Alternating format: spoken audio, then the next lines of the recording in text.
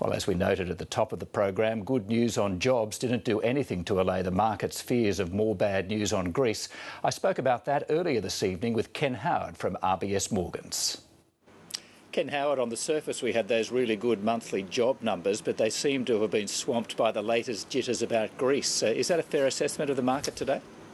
Yeah, certainly a fairly negative lead out of the United States, and a lot of that has been attributed to the negative news surrounding Greece. But I'd also hasten to add the US market is up 8% for the month of January, so I dare say some of that softness in the market's a bit of profit taking.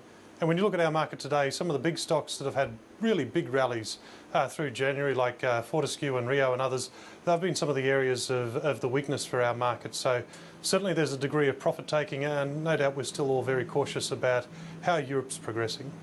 Now, we had a big day of profit numbers today, and one of the companies that reported, QR National, is still confident about its full-year result despite a slide in half-year earnings. All in all, though, its share price didn't fall too much. No, I think the shareholders of QR National have had a very, very good 12 months, and so they'll probably be hanging on to their shares and with an eye to the future.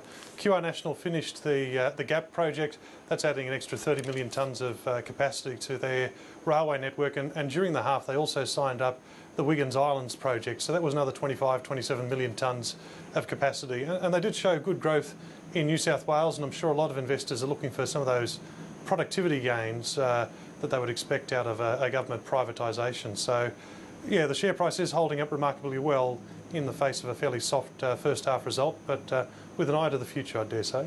Well, one company whose share price didn't hold up very well today is Brambles. What isn't there to like about a 9% increase in half-year profit? Look, I think on the upside, as you said, a 9% increase in first half profits, but there's a bit of a bias towards the second half, and so perhaps investors are a little cautious on that skew, the second half skew.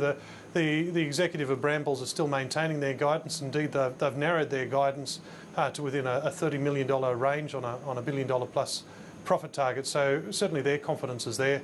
And for me, Brambles, the story is really about their growth in emerging markets and the growth of the plastic pallet side of their business. So I think there's still a lot to like about Brambles, even though the market was a bit soft on them today. Ken Howard, thank you very much for your time. Thank you, Andrew.